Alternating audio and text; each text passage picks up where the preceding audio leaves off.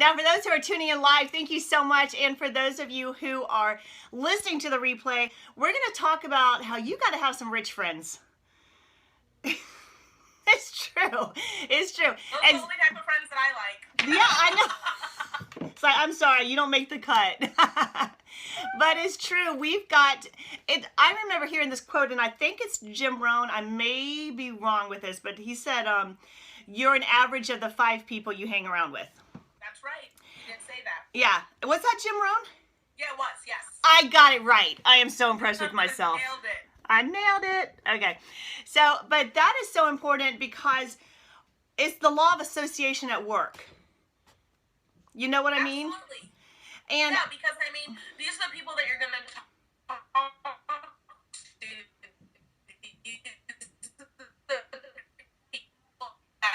Here in those office support your business and help you reach your goals. So you better believe you want to control as much as you can the type of people that will be giving you feedback because it's going to impact you. Yeah, absolutely. You got to control that feedback. There's a little bit of lag there when you were talking, but I think we got the gist of it. I don't know.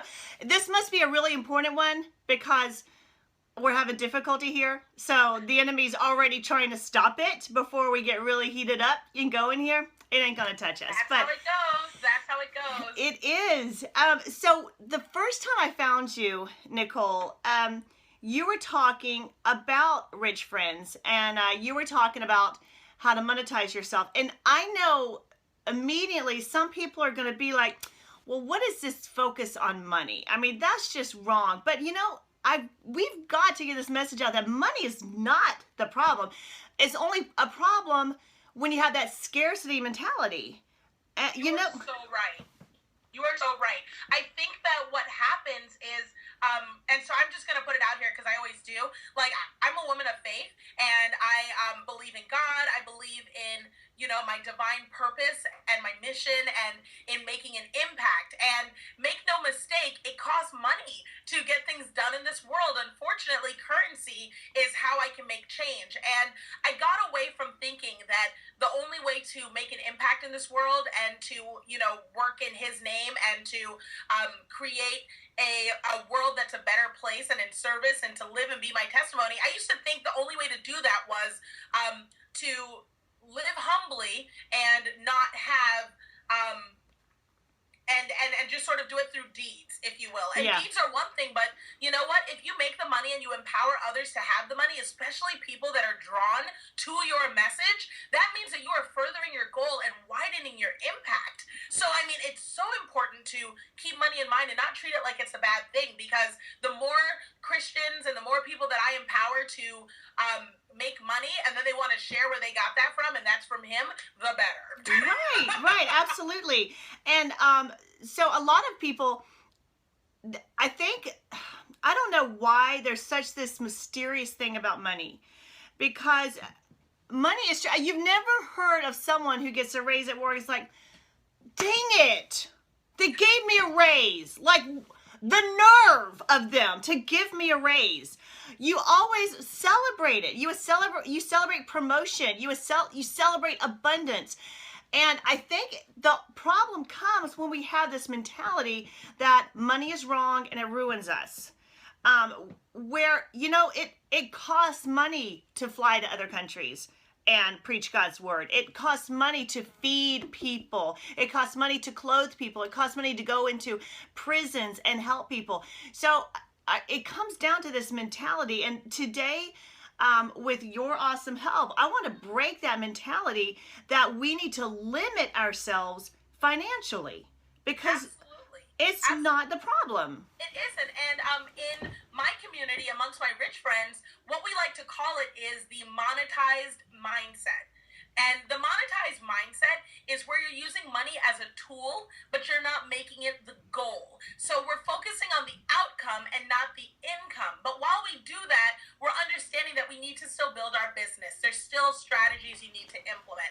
There's still a need to accrue those funds so that you can support your endeavors. Mm-hmm. And you know, I mean, that's why charities have fundraisers, because at the end of the day, to get to that end goal, you need to have the funds behind it. So you're right. You hit the nail on the head when you were talking about the abundance mindset. Having a mindset and not focusing on the scarcity mentality doesn't just translate to, is there enough money out there, but it also translates it to ideas. Yeah. Not holding back on what you have to offer, not worrying that someone else is going to take it, because at the end of the day, what's yours is yours, Right. and what God has set out for me, let no man put us under. It's all mine. Right. So if I am single-minded focused towards my definitive goal of getting what I need, I don't worry about the money, because he will fund those endeavors, Right. So that's something I've always been very vocal about, both on my Periscope, both on my business, both with my brand, just because it's real. That's real life, and I love being that example. I want people to see it. I've said it from day one, and I'll say it until my last day. I can do all things through Him. Yeah, I can. And that's the cool thing about it. Now, someone just asked, I don't know if you've shared this on your Periscope. I'm going to try to get this. I don't know if you shared it or not, but in case you're new, this is Nicole Walter. She's an amazing woman. Her business is called The Monetized Life. She's also a believer. And we want to shatter that scarcity mindset. Nicole, someone just commented and said, what's the difference between prosperity gospel and the abundant mindset? And honestly, nothing. I mean, nothing. It's so funny. It's like, sometimes I think when people think about prosperity gospel, like God will bless me, and God does want to bless us. He said, the word says He takes joy in the prosperity of His servant, and we're His servants. And so I see that abundant mindset as when you really celebrate His abundance. And so if Nicole gets a great opportunity and I don't, I'm not sitting there saying, why does she get it and I don't? Because then there's less for me. That's scarcity. That is that lack mentality that keeps you limited. When you see someone else get a raise, and it's like, well, why didn't I get that? I'd worked just as hard. You've fallen into this trap of saying your God is not enough. Right. And I'm telling you, when I think of how big my God dreams for me, yes, I am humbled, because I realize that I only play a small role in that. And my job literally is just to show up every day. It's just to show up to receive the blessings that He has destined for me. So when I focus on that as my singular goal, all the little tasks in between, all the tiny dollars that I count along the way, they're minuscule compared to His love. And I think that when people are talking about the prosperity mindset, they forget that when you're running a business and God is your primary investor, He is the number one person in your business making the calls, and you put Him at the forefront. The thing to remember is that money, because it becomes so easy to get, because that's just how it works. Yeah. It doesn't end up being the singular focus anymore. Right. It actually ends up not being the challenge. The challenge becomes, how can I be a bigger example of God's love? Yes. How can I show and be a greater testimony to what He has done for me? So whenever I think about that mission and that purpose, all the rest of it, they're just pieces as part of the puzzle. And I never worry about scarcity, because my job is to be a testimony for Him. And there's no scarcity of opportunities to be a testimony for my faith. You're right. You're absolutely right. Now, I already know some people are asking, okay, you say money is so easy to get, then why don't I have enough? Like, why am I, right. I'm sure you get this because you have some excellent programs with your business about how people can monetize themselves and create their own brand. And I'm sure you have people initially saying, I'm not making enough. Right. It's not easy for me. I don't know how to do this. But I think, again, it's a shift. You've got to have that shift where, I don't know if initially, Nicole, you started out with thinking, well, I need to make money. And then, because I know I started out like, we have 7 kids. Like, right. You got to have money. Huge family. I was like, Hannah doesn't play. She's like all the babies. Or maybe I do play, and that's why I have all of them. No. But it's funny because initially you think, well, it's me. I need money. But then God grows you to a level where you realize that it's all about blessing others, like bringing value and improving others' lives. I remember one friend told me, they're like, you build God's kingdom and He'll build yours. Absolutely. That's a great line. And honestly, like, I'll tell the secret. I mean, if people are on here and they want to know, like, how do you make money? What's the first thing you need to do? What's the big mindset thing you need to crush? It's the fact that you need to crush thinking that money is difficult to make. It is just that is just not true. Every single thing that anybody out there has done to be great is in open, like we live in a world unlike any other where everything is open information, open source. It is out there. So if you're willing to do the work, to make a plan, to build some structure, to build that groundwork, then the pieces just fall in. And one of the things that I always say is, prayer is part of my business strategy.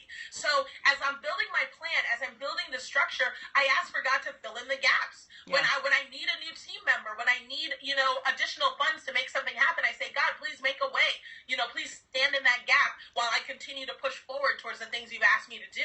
And that, I think, is one of the biggest things that kind of falls by the wayside. People think that you can have an abundance mentality or be about prosperity gospel and not do the work. Under no circumstances is God out here like, don't do the work. He is the king of do the work. Yeah. He does that work, okay, all day.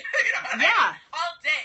And so if you want to be in his image, you have to be out here on that hustle. Yeah. Because he hustles for us. He does. So while I say money is easy to make no mistake, I do work. I have plans. I have strategy. I educate myself. I nurture myself in his word, so that way when I get out there, I'm able to crush my goals, So you're right. People say money's hard to make. Why don't I have enough? You're focusing so much on the why I don't have enough instead of what can I do to change my situation right now. Right. And I think, we are made in the image of God. He rested one day. One. Like we get this, I need an extended weekend. I can't take it. You know what? But here's the deal. I think the hardest work, Nicole, and I really think just knowing you, just in the little bit of time I've known you, you would agree with me. The hardest work is breaking that mindset. It's so hard. It's so hard, even as an entrepreneur. So for anyone who's kind of new to my story, I quit my job. Tomorrow will be 6 months ago. I tuned in on that. You saw I that? saw you quit your job. 6 months ago, live on Periscope in front of 10,000 people. And it was like a very big way to make my exit, but that's kind of how I do things. Yeah, you don't play either. Yeah, and honestly, like when it comes down to it, it was because I finally, I've reached that mindset. What it was is I said, look, I'm destined for so much more. And people feel that inside.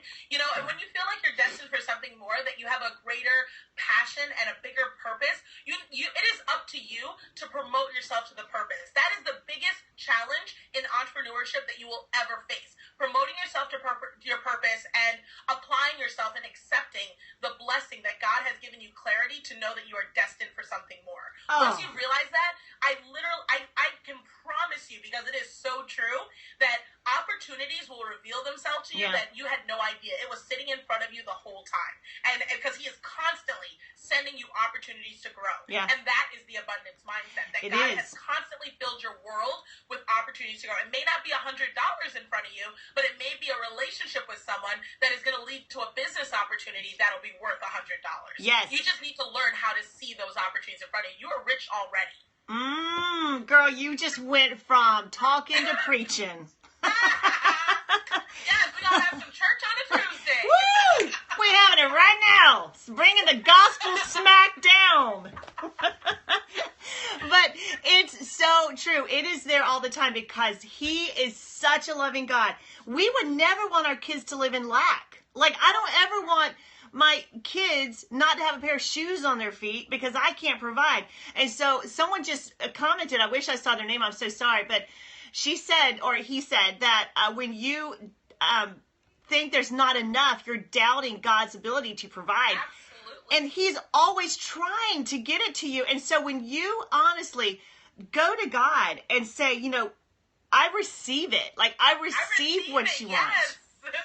And then your eyes are open to see all the opportunities. But then, Nicole, then comes that boldness. You've got to be willing to get a little gutsy and make the moves that God is telling you to move. If it's to start your business, if it's to join this, if it's to reach out to this person, and I think it just, you get comfortable living in that uncomfortable zone. Absolutely. No, absolutely. And I think that is part of the danger, is slacking off and understanding. So one of the things that, like, what you're saying is, people wonder, like, why don't I have money, or my struggle seems so difficult right now. What is this about? If my God doesn't want me to lack, why haven't I had these things come to me easily? Why does it seem like it's such a challenge? And you got to remember that the bigger the blessing, the bigger the struggle you're going to have to get through, because you have to be there and capable of accepting it on the other side. You can't get stronger without lifting weight. So so when I look at how poor I grew up, and I grew up very, very poor, I keep in mind that, okay, well, what that must mean is the destination I have for me, even if that destination isn't delivered until I die, my heavenly blessings are going to be rich. You know what I mean? So keeping that in mind and knowing that my sole job is to work towards that and then give credit to where I receive those tools, because I'm telling you right now, there is something that happens where you might feel like you figured out the formula for making money, but when you meet other people that impact your world, or when I get to I have 3 foster kids, when I put my girls to sleep every night, I realize that there is a blessing, like what they've done to impact my soul. I cannot put a dollar amount on that. And the only reason I was able to take care of them is because of the money that God did provide for me. Right. So when I think of those sorts of connections, I realize, like, He will constantly deliver to me as long as I'm willing to capitalize on those opportunities. So sure, you might be really, really downtrodden right now, but it's only because God is setting you up to do the work to make a bigger blessing. Your story is going to be magnificent. Absolutely. Absolutely. Otherwise, you would not be in that situation. Absolutely. You wouldn't have the obstacles, Absolutely. The obstacles come to stop you. And then all of a sudden it just becomes who's going to wear down the fastest. And I remember one time, everything that could have gone wrong. We didn't have the money. We wanted to reach out as a ministry to do something. We couldn't find the money. Our website got hacked into. Everything that could go wrong was going wrong. So I knew that we were on the edge of something that was going to shake Satan and his kingdom. And you would have thought I was crazy. I stood up in my home office and was like, I'm not quitting. Do you hear that, devil? I'm not quitting. Yeah, sometimes you have to do that. You know what I mean? I mean, it's one of those things where I think that one of the things that's awesome about Periscope, so let's just talk about how we're talking now and how we met in live streaming, is when I quit my job 6 months ago, I've been sharing my journey all along the way. I've been sharing the highs and the lows. Yeah. I will have a crushed, sold out, 6-figure launch of a course, and then the next day I'll be like, I am so overwhelmed by God's favor, and then just be crying, like, while sitting in my bathtub, because I, cannot believe, that there's even a space that God's created for me to impact people. You know what I mean? And there are highs and lows of being an entrepreneur. I remember I've been married for 7 years, and I remember 3 years into our marriage, we had $24 in our bank account, and I went to the grocery store and I said, God, I don't have enough money to buy, a full meal. What am I going to do? We need supplies for the full week. We fortunately have gas in our tanks, but this is it, and when I walked in, there was a person, doing newspaper subscriptions. And if you sign up in the newspaper, no money down, you got a gift card for $15 to buy food. So because I was willing to be open to what God said, I was like, you know what, I'll sign up for this. There's no consequence. And I get an extra $15 in order to buy my food. God will provide. Oh, He will. It just may not always look the way that you expect it. So if you release those earthly expectations and open yourself up to your heavenly purpose, the path is so clear. It is. It's so clear. It is, because He's not hiding. And, no. I'm sometimes I'm like, please stop. You are being way too, I hear you. You know what I mean? I hear you. I'm doing it, okay? Please. Enough already. I got it. Right.